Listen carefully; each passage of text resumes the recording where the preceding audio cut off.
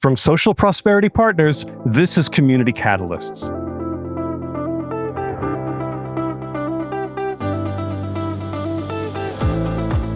Welcome to Community Catalysts, the podcast about the many paths and forms of local leadership. I'm your host, Matt Lehrman. Today, I'm honored to share an extended conversation with Justin Wilson, the former mayor of the city of Alexandria, Virginia, recorded live on May 9th as part of the Spring 2025 Leadership Dialogues hosted by RELI, the Regional Elected Leaders Initiative at George Mason University's Schar School of Policy and Government.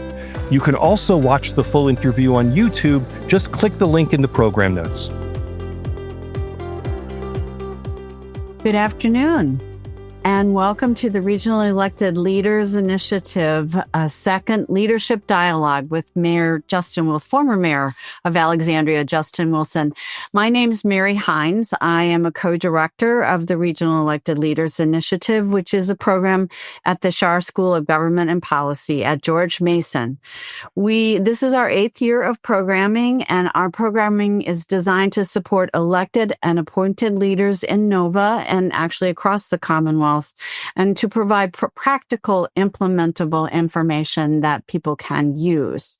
We're grateful to AT&T for being RELI's lead sponsor in 2025. And we're, as I said, very excited to have this second leadership dialogue with former Mayor Justin Wilson today. Many of you probably know Mr. Wilson. He was mayor of Alexandria for 6 years, and before that, he served off and on the council for a number of years. Justin grew up in Nova. His roots are deep here. And during his years on the council and as mayor, he led an evolving city, one that was moving beyond its 200-year history into a vibrant, blended place where all kinds of people are welcome. He served as mayor during the pandemic, and we hope that we'll hear some from him about the lessons he learned then. And in his day job, Justin works at Amtrak. He's been there almost 2 decades. So he's also very knowledgeable in the transportation field and led Alexandria's Dash bus system to become fare-free, which is also a really interesting story, I think. So without further ado, I'm also pleased to introduce today's moderator. Matt Lehrman is a civic facilitator, mediator, and speaker whose firm, Social Prosperity Partners, specializes in helping municipalities and school boards across the country to navigate complexity, resolve conflict, and strengthen civic trust. He also hosts a Community Catalyst podcast, which explores real-world lessons in local leadership. And RELI has partnered with Matt this year to provide a monthly RELI-sponsored episode that focuses on the challenges and opportunities facing Northern Virginia. So we welcome all of our attendees today. And please, if you have questions as the conversation goes on, use the Q&A function to put those questions in. Matt will be paying attention to them, as will Jay Facette, my co-director, and I. And we'll weave them into the conversation as it makes sense. So without further ado, I turn it over to Matt and Justin. Thanks so much to both of you. Mary, thank you very much. And thanks again to the Regional Elected Leadership Initiative for creating this forum. Justin Wilson, Mayor, thank you so much. I got so many questions I want to talk about with you, but none more important than this first question. What do you call a former mayor? Or do we still call you mayor? Is it? I have a friend who's a mayor who we refer to as the formerly honorable person. Well, how should we refer to you? Depending on from who is calling me, it could be has been, it could be anything. Justin works great for this forum. Let's go with Justin. Thank you so much. So, look, before we get into the questions and concerns from civic leaders throughout Northern Virginia, I want to kind of just frame this out with you a little bit. Over the last month, RELI invited me to lead a couple of focus groups with municipal leaders, school board leaders, and others in Northern Virginia. And what we heard in those focus groups was an expression of worry, demonstrations of community strain as a result of federal policies, but also the fear that speaking out could provoke some sort of backlash. And there are consequences, both personal and also for the communities that the leaders serve that could come from it. So I want to just make sure that I understand the conversation that you and I are going to have today, because you just completed your tenure as mayor of the city of Alexandria. And so I think you have this kind of precious perspective. You're close enough to understand what's happening, but perhaps distant enough that we can ask you to reflect candidly on what it all means and where it's heading. Does that sound like the right level of conversation we should be having today? Absolutely. I think this is clearly a time of a lot of introspection for government, and I think this is absolutely the conversation we need to be having. So looking forward to it. So just so you know, and for everyone who's joining us virtually live as well, I've got like 17 different questions, but when I was looking at them last night and again this morning, it occurs to me they are all the same question, and they're all asked in different ways. And the question is, this is happening. What can local leaders do about it? So if you're one of our virtual live audience members, you can ask those questions in the Q&A. I will be looking at those. Mary and Jay are also backing me up to make sure that we're paying attention to everything. Okay, Justin, here's the first question for you, really. Sure. When we did the focus groups, we asked local leaders to describe their mood in the current moment. And we heard words like shaky, cranky, watchful. We heard dread and determination. Someone said, I'm just over it. And yet we also heard words like steadfast and protective and ready to lead. And so this wasn't just about professional frustration. This was personal and deeply emotional.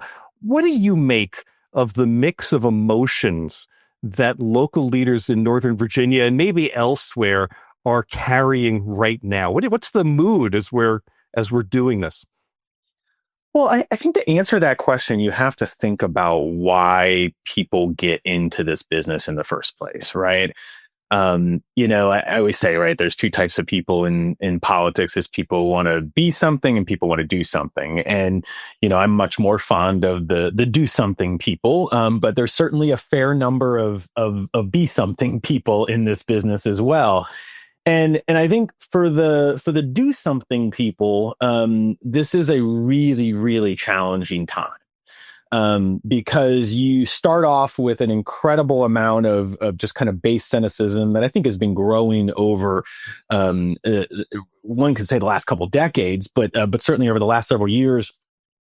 In our political life, all at every level of government, and you start off with that, and then you have we are clearly beginning what could be a prolonged kind of resource constrained environment. So I think to the extent that folks got into elected office to do things, and most things require money, that's going to be very, very challenging. And then I think there is this kind of constant reaction cycle that we're thrust in right now, where folks who run for office want to do something, they want to shape the agenda, and certainly for folks at the local and even at the state level, that agenda is being shaped for you by factors that are outside of your control. And so you're constantly in this environment where something happens and you're asked, what are you going to do about it? Something happens, what are you going to do about it? And that's not, it's not why we got into this business. For most of us, it's not to be a firefighter. We have great firefighters in local government, but not to fight metaphorical fires. There are things we wanted to accomplish in elected office. And so I think right off the bat, it's understandable why that anxiety is there, because in many cases, most of the folks who are serving signed up for something different. Yeah. But it does seem to me, and I'm curious, in your time as mayor and on council, if you ever had that experience where it wasn't just that you were going to take a hard position and try to accomplish something. The idea that there would be retaliation, that your arguments could be weaponized against you in some way, that there's a fear that's built into asserting what you think is in the best interests of your community. I don't think that's something that's in the recent memory of a lot of local leaders, if at all. Well, I would kind of split that up a little bit. So, obviously, anybody who's served in local government, and Mary and Jay know this very well. If you're doing your job well, you're going to make people angry, and it's one of the bigger frustrations of my time in elected office is, the people are going to disagree with me, and that's fine. It's when it becomes personal, and I can count on one hand, but very close friends who the friendship fractured because of a political position I took. Very sad, very, very sad, and something that's just frustrating. Because you'd like to think, oh, we have a disagreement about ideas. We can have a disagreement of ideas and work through it, and our relationship transcends that. But sometimes that doesn't always work. But I think what's now layered into this is a feeling that by voicing your opinion, by advocating, in some cases, by advocating on behalf of the constituents that you are representing in a local government, you place your career at risk. You place your constituents at risk for retaliation, and that is new. That is very new and extraordinarily problematic, and something that I think we've seen in throughout our history, but not something that we've been accustomed to seeing here in the United States. Certainly not in mass, and I think that is very, very concerning. And as someone who when I served, also had a career, as you mentioned earlier, as Mary mentioned earlier in my intro, had a career outside of a local government. I have a spouse who has an employment outside of our home, and I have kids who do things.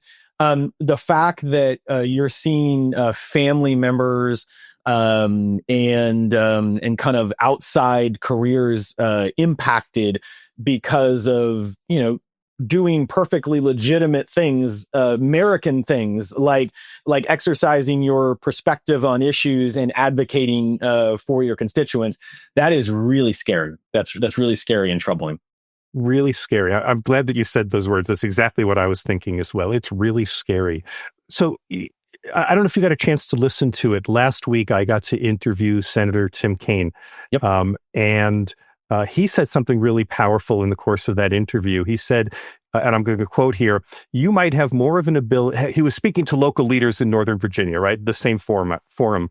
He says, you might have more of an ability to create believers in democracy at the local level because people feel distant from the state and federal levels. And I think he was really urging local leaders to serve as visible personal proof that democracy can still work. How does that resonate with your experience?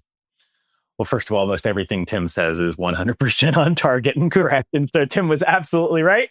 And, but I'll give you a great example. And it was a source of great frustration real time. But in kind of perspective, I get it. We, during the last year of my term as mayor, really last year and a half, we had a lot of folks who were coming to our council meetings, protesting our council meetings, protesting in front of City Hall about a very intractable international issue going on in the Middle East right now. And I was constantly frustrated because here I am. I wanted to talk about, transit and dog parks and schools. And I had people trying to drag me in to an international issue that I have no role or any role in at all. And asking us to take different positions on this very, very complex issue that has been playing out for millennia. And I remember having these conversations because, as we do in local government, we try to engage. I think, as Senator Kaine said, we try to engage with people one-on-one and have smaller meetings. And so I would meet with these folks and I would talk to them and I'd say, gosh, why are you trying to drag me into this issue? This is an irrelevant issue to what we're doing in local government. And inevitably, what I would hear is exactly what Senator Kaine said. We're talking to you because you're accessible. Right. We can't, and we have great representation in Washington. But we can't access the Congress. We can't access the White House. We can't. Those are institutions that are difficult for us to influence. But we know that for 3 minutes on a Saturday, we can come in front of the Alexandria City Council and we can tell you what we think. And then if we don't even like that 3 minutes, we can send you an email or send you a Facebook message or whatever and say, hey, can we have a meeting? And we'll have a meeting with them and talk to them about this issue. Now, I think I would calmly explain that we have no role in it. It's not really something for us to weigh in on. But the fact that we were accessible gave them hope and gave them an avenue. And so while I was very frustrated, and still in some cases remain frustrated, I understood it. And I think there is a kind of a larger feeling, whether on a whole myriad of issues right now, where people feel helpless and they feel like they cannot make change on these issues. And local government, because of both the geographic proximity, but also just the kind of systemic accessibility, becomes the vehicle for that. And so, in some ways, I got to say it's a positive in some ways, but despite the misdirection. So I want to ask what advice you would give if you were in the advice giving business to other local leaders, and not just in Northern Virginia, but even anywhere else around the country. Would you tell them to tell their constituents, hey, those issues are beyond me, that, we don't do that at city council, take them up with your representative or something else? Or would you turn around and say, you know what, in this moment, we need to double down. We need to invite more people on whatever topics they care about at whatever level to come to us, to share with us, because they need to know that there are government leaders who care and who are listening and who, to the best of their ability, will be helpful. I think the answer is both of what you said. I think you balance the two, right? In some measure, the most limited currency you have in local government is time. It's not money. It's time, and a government can only focus on a limited number of things at a moment. And so, when you're talking about one thing and you're debating one thing, it means you're not talking about and debating something else. And so, I was always, particularly during my time on council, and I would always advise any elected official, you be careful about what you devote your time to and what you devote your attention to, because you have a limited amount of time that you serve. On the flip side, though, I think there is an opportunity to channel that advocacy into something that can be productive.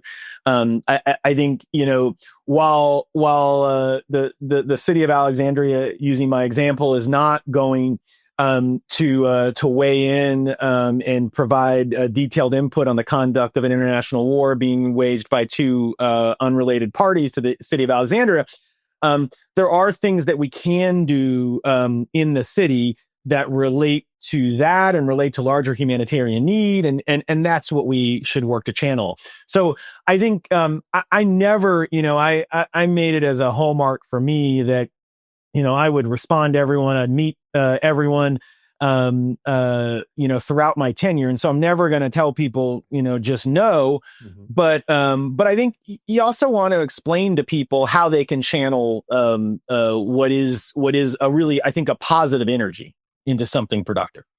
Okay, so let's move on, because across the focus groups, we also heard a concern that public trust isn't just eroding in government, it's eroding between neighbors.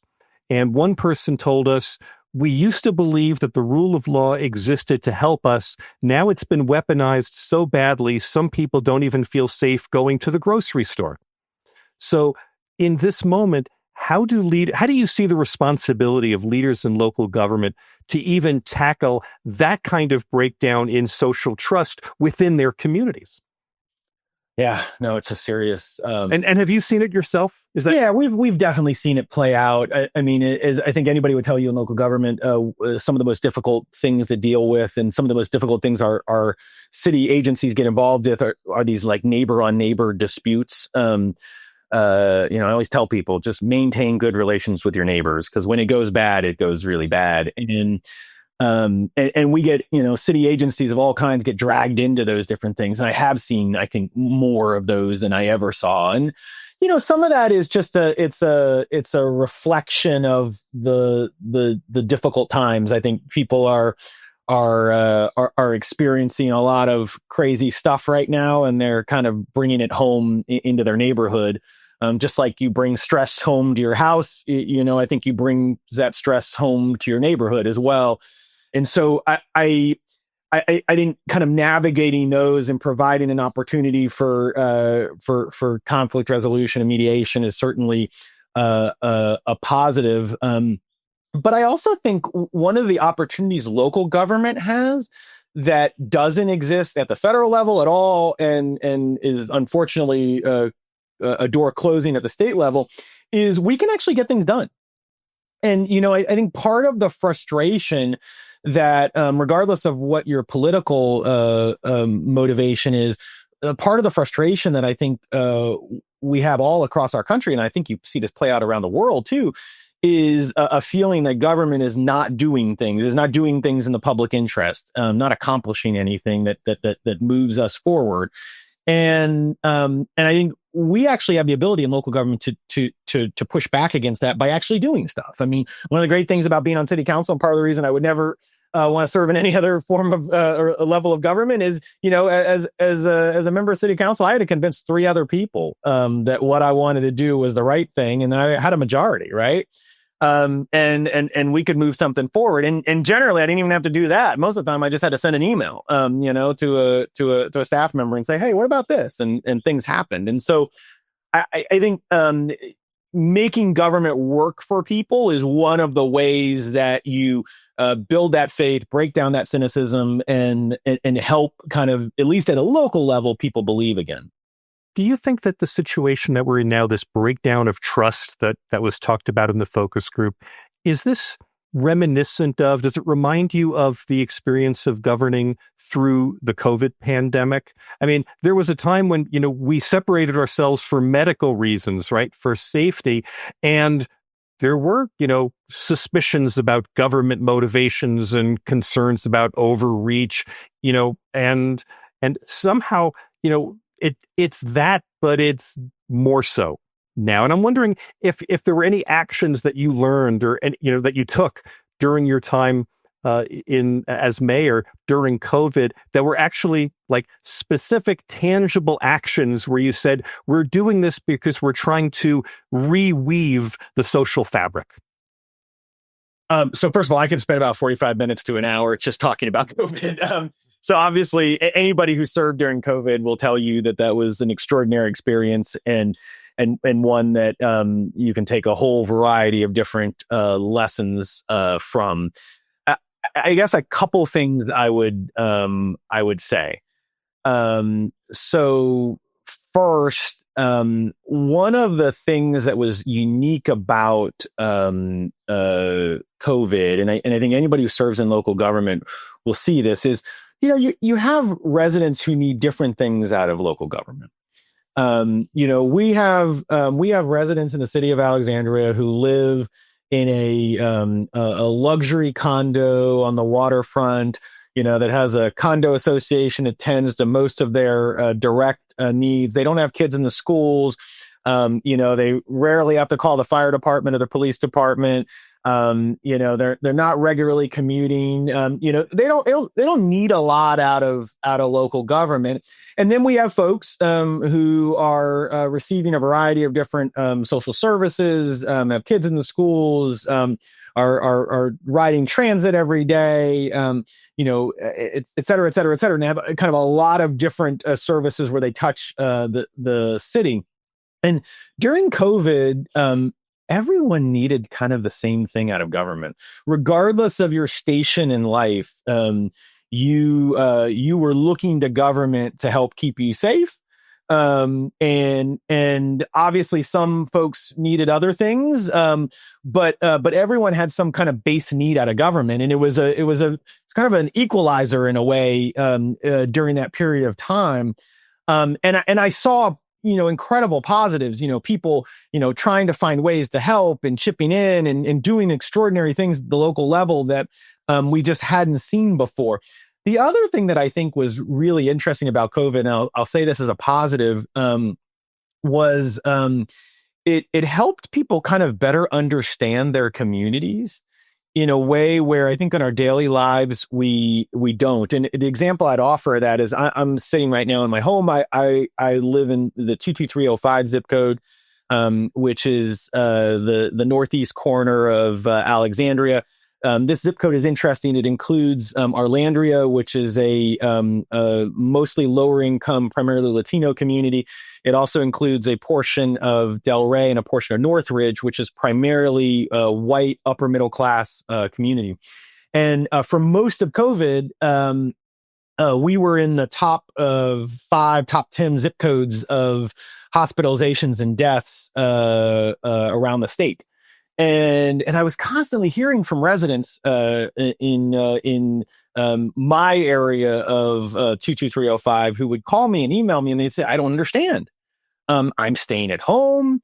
I haven't gone out. I'm wearing my mask. I'm doing all the things that I'm supposed to do. But why are we so high on this list?" And and I would explain to people, I was like, well, there's a whole part of your community that you're not aware of.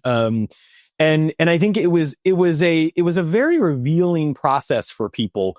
And I think, and obviously I'll talk longer about vaccinations later, but I think those are some positives of that experience. So sorry, that was a windy way to answer your question, though. Right, but I guess I want to be really specific now. Just we're looking for concrete ideas here. Yeah. So, given that experience, what would you tell local leaders now, again, in Northern Virginia and anywhere around the country that might be dealing with the same thing? What is something specific that they can do to help reweave the social fabric of their communities? What's their role or responsibility towards that? Where is there an opportunity? Well, I would go to where I ended, and maybe this sounds cliche, but I think helping folks understand, like Mr. Rogers said, right, the people in your neighborhood, right?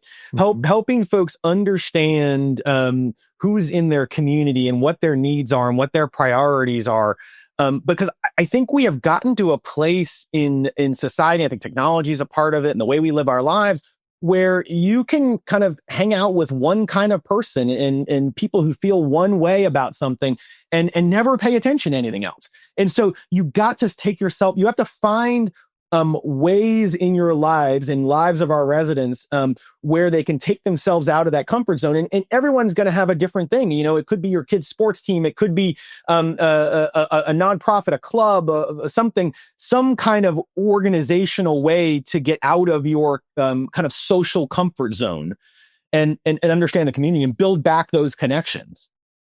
Connections is exactly the word that I was going to bring up. That was my big takeaway from last week from my interview with Senator Kaine, which was I asked him kind of a similar question. And I think I repeated back, we talked about, well, you have to be responsive and you have to be transparent and all those kinds of things. I repeated it back and he said, no. He says, you missed the most important one, and that's connection.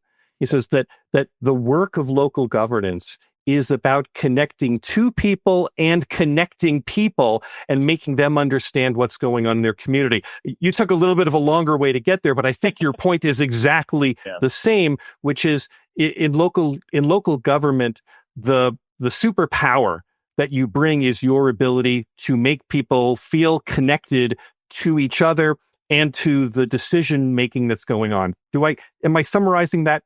Yeah, that's right. That's right. And I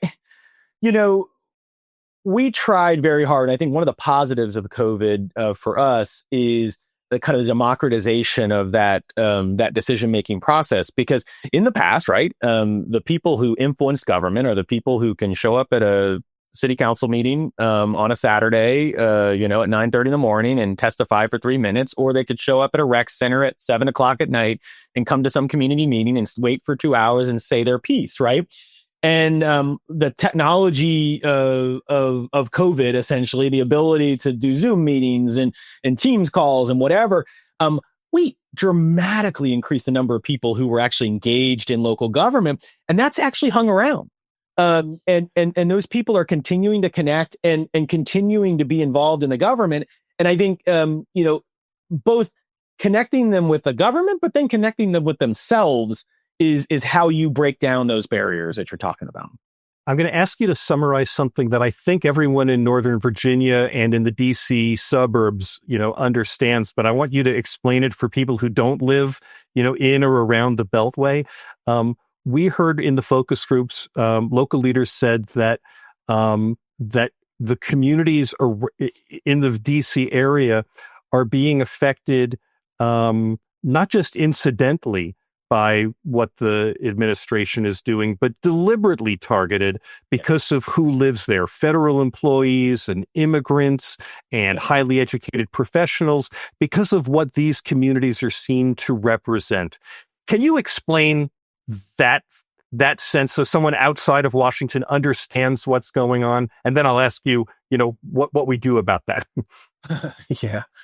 And let me give some foundation here about how I approach this issue, because I think this is a very interesting question. So I am the son of two federal employees, both retired federal employees. I am married to a federal employee. And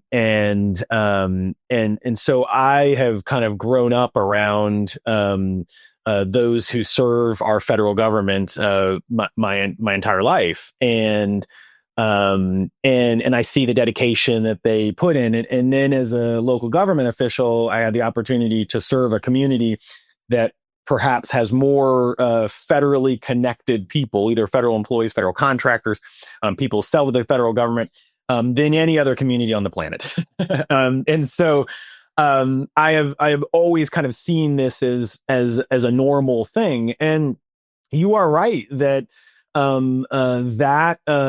that kind of the environment we have built here, it has been built over generations in this community, is very much targeted and is very much under attack as kind of illegitimate work, essentially, as illegitimate a way to earn a paycheck. And so you have a community that, regardless of their political motivation, is very demoralized and feels like they are being targeted by for just doing a job and doing a career that is we used to celebrate and honor. And so I think that has affected the entire community, and one that goes broader than just federal employees. We have Alexandria as a community where a quarter of our population was born in another country. One of the highest percentages of immigrants around, including large populations of some of the specific immigrant categories that have been targeted. So we have a large number of holders of TPS, temporary protective status visas.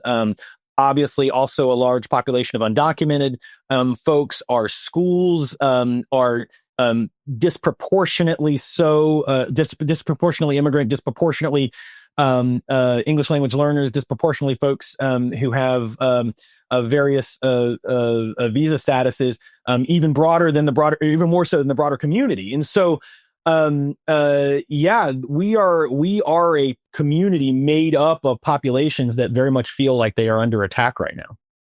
So you use the word attack, and so I have to ask you, if it's an attack, and I think you're right, then what do local leaders do to play defense, and what can they do to play offense? This is actually something that I feel like is changing. Because I was on council and mayor during the first Trump administration.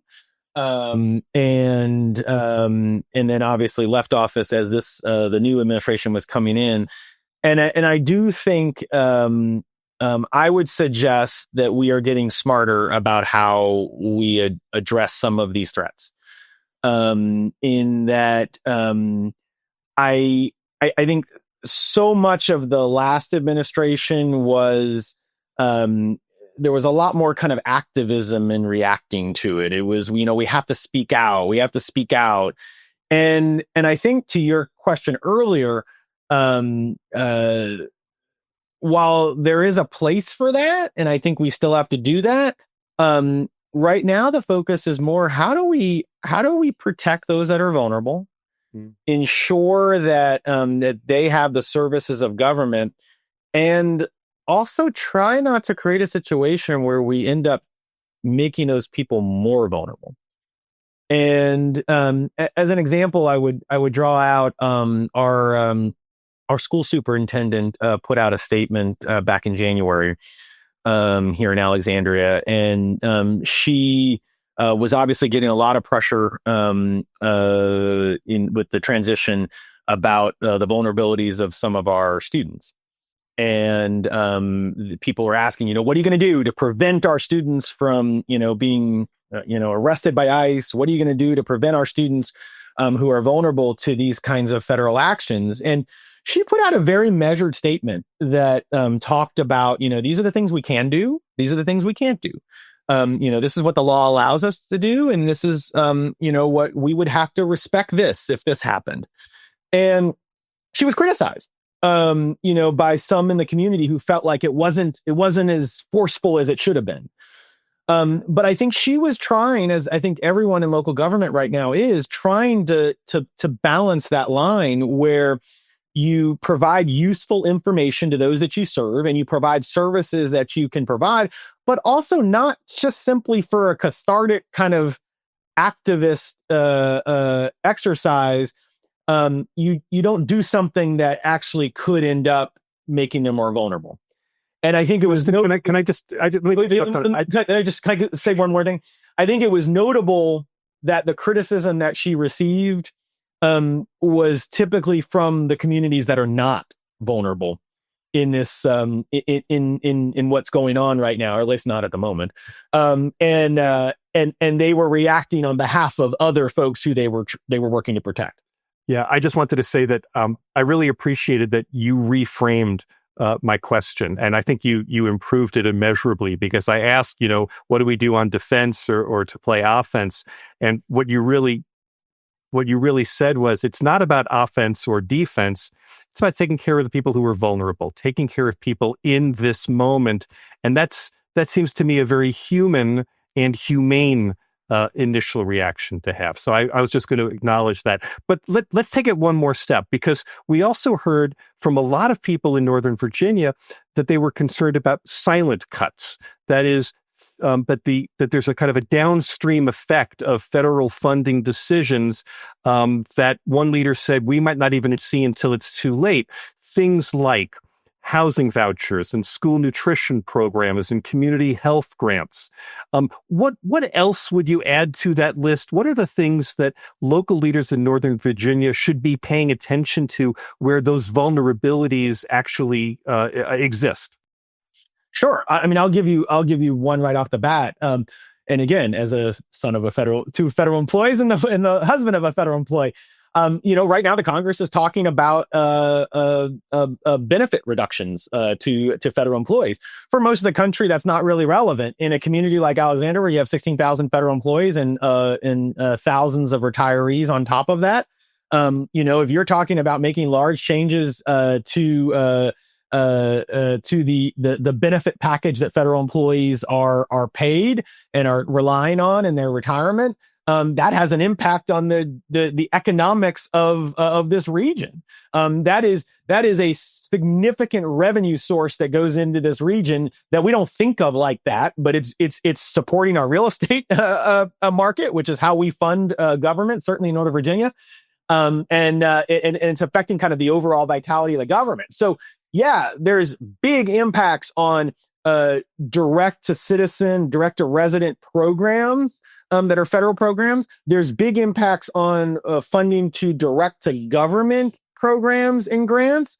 But then there's also the impact that the federal government can have on the economy in this region, which I think is certainly even beyond job relocations or job reductions, which certainly have an impact. That's something we're very, very fearful of right now.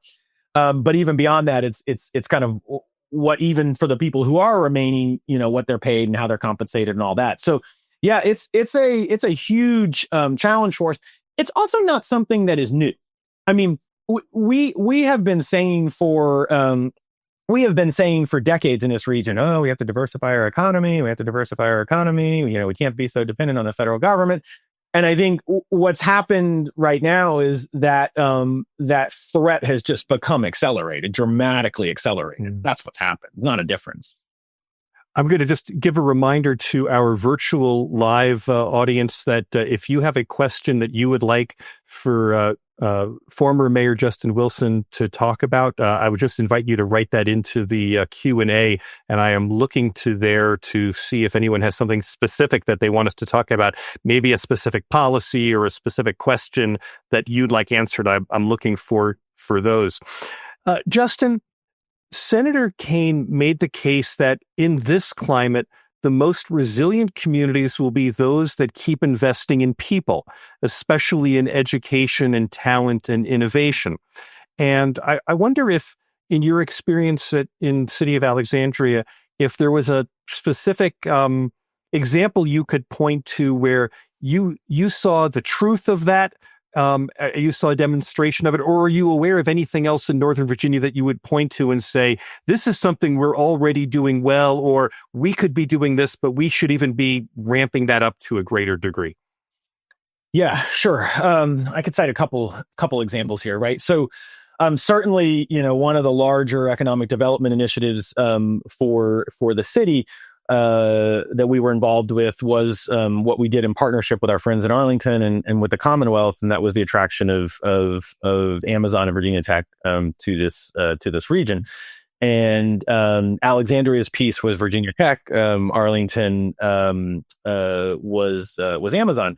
And we paired Virginia Tech with Amazon because I think in the Commonwealth's wisdom, they knew that what Amazon was looking for was not just a place to put buildings, but they were looking for the ability to attract talent to work in those buildings and help them innovate in the future. And so we ended up creating the Virginia Tech Innovation Campus, which just opened up a high-tech graduate facility here in Potomac Yard that's going to churn out people who are working on some of the very technology that will continue to create jobs in this region in our country in the future. And so what I think we learned in that experience was, Amazon had options elsewhere in the country that were giving them more money, that were giving them a better tax advantage and all that. But they came here because they believed that over time they would continue to be able to find the talent, the people who could help build an ecosystem that they wanted. And I think to Tim's point that he made with you guys last week, it's the investment in people, it's the investment in talent that is ultimately what drives economic development. Folks are not going to locate a company that is intending to grow in a place where they're not going to be able to find people that are going to help them grow. The people who will help them innovate are going to want to live in a place that supports that environment. And so I think, and that's not just a college investment or graduate school investment. It's a K through 12 investment. It's building a quality of life of a community that supports people and supports the types of places people would want to be. And I think this is a larger issue for this entire region. If you think back to, I think about Alexandria. Mary cut us short by 75 years when she was introducing us. Said we were 200 us. We were 275. But we were founded originally because we were close to the Potomac River and they wanted access to the river for tobacco, right? We thrived over generations because we were close to the railroad, and Potomac Yard was one of the largest railroad locations in the world. And then we continue to thrive over the last a century or so because of the proximity to federal government, the growth of the federal government. And the reality is a lot of those advantages, the physical proximity, those go away in 2025. Those are not as significant in 2025. And that's even before you had a president who's talking about moving federal agencies out of the area and all this stuff. And so we do have to invest in the things that make people want to live here, not just simply because their employer is here. And I think that is investing in people and investing in the quality of life of our community. So I was going to ask you, maybe you just answered the question. If Senator Kaine, if I give him the first strategy of what we should be investing in, he said we invest in education. I was going to ask you to build on that. What's the next strategy that folks in Northern Virginia should be investing in? Is it building sense of place? Is that what you were just saying, or is it something different? I think so. I think it is obviously place building is important from a planning perspective, but it's also the quality of life. It's parks, it's walkability, it's. I mean, you think about the places that people want to live, and that's what that's what you have to build. And I always tell people, right? You think about where you want to go vacation, right? Right. People flock to a lot of these European cities because they have walkability, they have scale, they have culture, they have the things that support a good tourist experience. And the same is true for where you want to live, right? You want the ability to find interesting people, interesting places, and enjoy life in the times that you're not having to work. And I think Right. We have a responsibility to build communities that support that. And so that not only means educational investments, not only means park investments, that means a transportation network that works, that means housing that is accessible and available. Those are all things that kind of drive economic growth. I'll just add a personal note here. My wife and I met when we were living in Arlington, and almost 37 years ago, when I proposed to her, we did it standing out back behind the torpedo factory, where the cherry blossom paddle boat comes in, which was the site of one of our first dates. So Alexandria is near and dear to our hearts. Well, my wife and I had our second date on the waterfront, right behind the torpedo factory. So there you go. So Justin, here's something that I've learned from all these interviews that I've done with leaders in Northern Virginia that RELI has helped sponsor, and it's been a privilege to learn this, that Northern Virginia is genuinely known for this extraordinary level of collaboration among local governments. That's from the school districts to the cities to the regional, the counties. And I'm wondering, in this moment, what you can tell us is the work of collaboration that's going on among them. Perhaps there are things that are even unseen to the public at large, but are really important. And then I would even ask you to go, a little bit further and say, what do you hope that that collaboration would do in the near future or going forward? Well, let me just say, first of all, let me start with RELI, right? So I think the work that RELI does is really, really important in building those relationships, because I think part of that kind of core collaboration, I mean, I am very fortunate to have very close relationships with local electeds around the region who I served with and continue. Some of us are out of office, and we still stay in very good touch about things that are going on. And some of that is just a core, there's some of the few people in this area who understand what I was going through, understand the life that we were all living. That's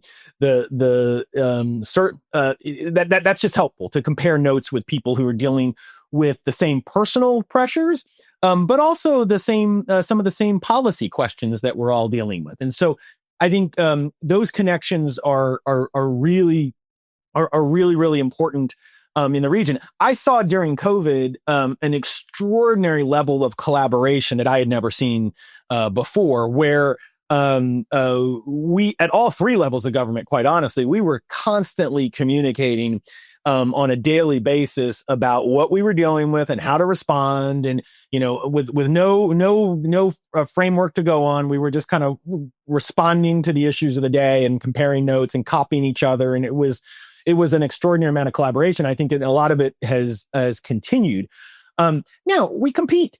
And I know Jay will roll his eyes, right? We attract employers across the region, Patent and Trademark Office, National Science Foundation came over here from Arlington, things like that happen. And certainly Alexandria was involved in a pretty high profile, ultimately failed effort to attract a large employer from Washington, D.C.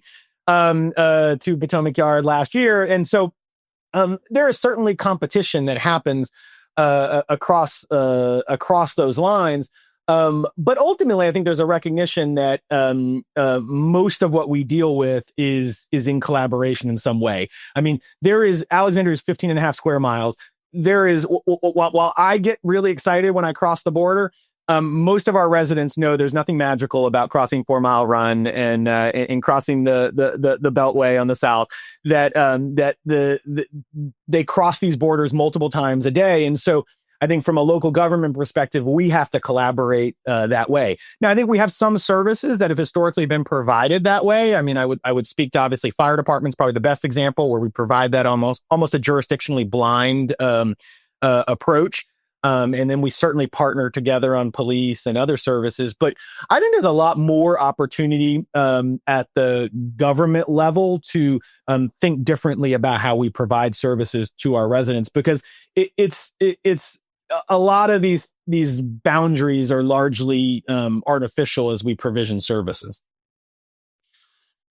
Justin, as a former mayor, you know how closely the work of local government depends on decisions made at the state level.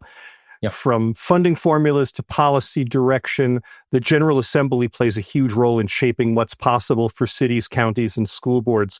With that in mind, and knowing that Speaker of the House Don Scott will be joining us for a conversation just like this on Friday, May 23rd, what do you believe the state legislature should be doing right now to support local governments? I know the convenient answer is always, get out of the way and give us money, right? That's the convenient answer, and certainly there's places where we would love to see the General Assembly give us more flexibility and help us in that way. I also think that there's a laundry list of kind of legislative ideas I could give you and things like that. I do think we have had, and this is not a partisan thing, because I think it's both Democratic General Assemblies and Republican General Assemblies have fallen victim to this, that there has been a tendency in Richmond to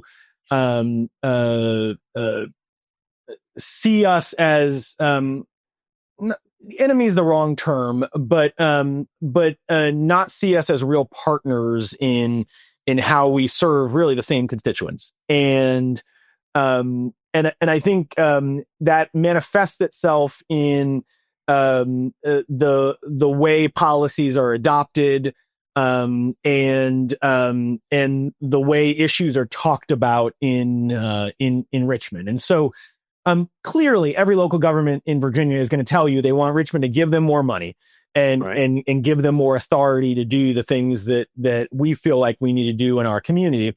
And clearly, just like we do at the local level, the state has a limited amount of resources that they have to allocate and all that. But I do think there's also big differences in kind of a worldview, right? The General Assembly members are in session for 45 or 60 days every alternating years. Sure. And they are not generally getting in long, in-depth conversations with constituents about issues. It's much more of a kind of a surface input.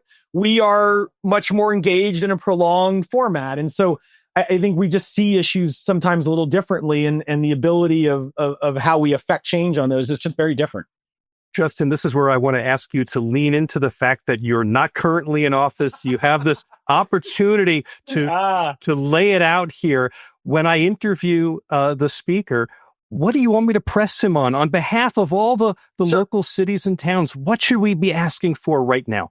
Well, I will say this, and first of all, I speak very high. I think very highly of Speaker Scott, and we during my time when he was Speaker and as I was leaving as mayor, we had the opportunity to work together, and he was a great partner for us in Richmond.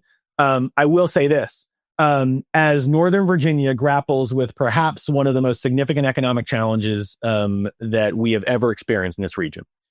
I am very concerned that economic development, how we create jobs, has become a partisan issue in Richmond. And I think you have a General Assembly, and we've seen this over the last couple of years, that has allowed economic development to become a casualty of partisan warfare with the governor, and sometimes within the assembly itself, even within the party in charge of the assembly in both houses. And that is a tragedy, because part of the reason that Virginia has been so successful economically for so long is because regardless of whether it's Republicans or Democrats in the governor's mansion or controlling the General Assembly, everyone knew that we needed to work together to create jobs and sustain jobs in the Commonwealth, because ultimately that was going to protect our quality of life. And specifically in Northern Virginia, given the amount of economic vitality that Northern Virginia on its own creates for the rest of the Commonwealth, there was a feeling that we had to support economic growth in Northern Virginia. And I think there is a disconnect right now. And as we head into this really challenging moment for economic development in Northern Virginia, that's scary. That's scary. We need Richmond to be rowing in the same direction as we are in trying to create and preserve jobs in this region, and recognizing that inertia is not going to do it. Is that just another way of saying that Northern Virginia is a huge economic engine for the Commonwealth, and continued investment in that is necessary to keep the whole state healthy? Absolutely. Absolutely. And that's at risk. It's at significant risk. Justin, I have one last question. We got about 45 seconds for your answer, and then I will turn this back to Mary for a final announcement. You've led through crisis and calm. You've seen close up how regional collaboration can flourish or fracture under stress. What would you say is the most urgent shared priority right now for local leaders across Northern Virginia? Exactly where I was. It has to be economic development. You can't invest in schools. You can't invest in transportation. You can't invest in human services. You can't invest in housing. You can't invest in parks. You can't invest in anything if you don't have any money. And the fact is, the quality of life that we have expected and depended on and relied on for generations in this region is very much at risk. And that is a risk that is going to continue to magnify over the next several years. And if we don't have a plan, we don't have a vision, and we don't have everyone working in the same direction, that is a big, big problem. Mayor Justin Wilson, former Mayor Justin Wilson, thank you for being open to the conversation. Thanks for your thoughtfulness and for your candor. And it's a pleasure speaking with you. I've been looking forward to it for a long time. Thanks so much. Thank you very much.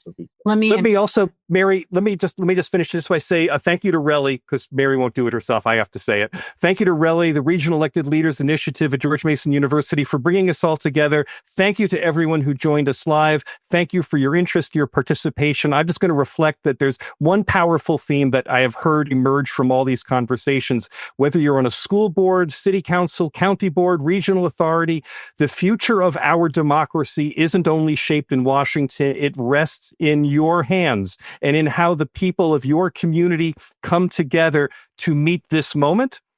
I'm Matt Lehrman of Social Prosperity Partners. I thank everyone for being a part of this vital conversation. Thank you for all that you do to lead in your community. Mary, it's time for your wrap-up.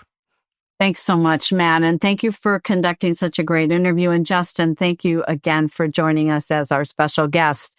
To everybody who's on this call, who's in leadership, please hang in there. Life is tumultuous and turned upside down. But if we are talking to each other and working together, we have a better chance of getting through it. I do want to give two shout outs. One is if you're interested in the practical uses of artificial intelligence in public school operations and classrooms, please consider registering for our in-person summit on May 22nd from 10 to 2 at George Mason Square in Arlington. And as Matt has mentioned, our next leadership dialogue is at noon on Friday, May 23rd, with Speaker of the House, Virginia House of Delegates, Don Scott. And we hope you'll join us for that. And we will be posting Justin's interview on our website, and Matt will be putting it on the podcast. So it's going to be out there for you to share with your friends if you found this helpful. So again, thanks very much, Justin and Matt. Appreciate you both for being here today. Many thanks to RELI, the Regional Elected Leaders Initiative at George Mason University's Schar School of Policy and Government, for inviting me to lead this conversation and for their continued sponsorship of Community Catalysts. It's a privilege to help amplify the voices of local leaders across Northern Virginia. And thanks again to Mayor Justin Wilson for his openness and clarity. His reflections remind us that leadership in uncertain times requires more than responsiveness. It calls for purpose and persistence and a clear vision for what comes next. If you found this episode meaningful, please rate and review it on Apple Podcasts or wherever you listen. Your feedback helps others discover the show. And don't forget to subscribe so you never miss an episode. I'm Matt Lehrman of Social Prosperity Partners. If you have a question or a comment about today's conversation, I'd love to hear from you. Reach me at 602-688-2724 or Matt, M-A-T-T, at socialprosperity.us. Do you have a story of local leadership? Click the podcast guest link in the show notes. I'm always looking for thoughtful and inspiring voices to share. Thanks for listening. We'll be back soon with another Community Catalyst.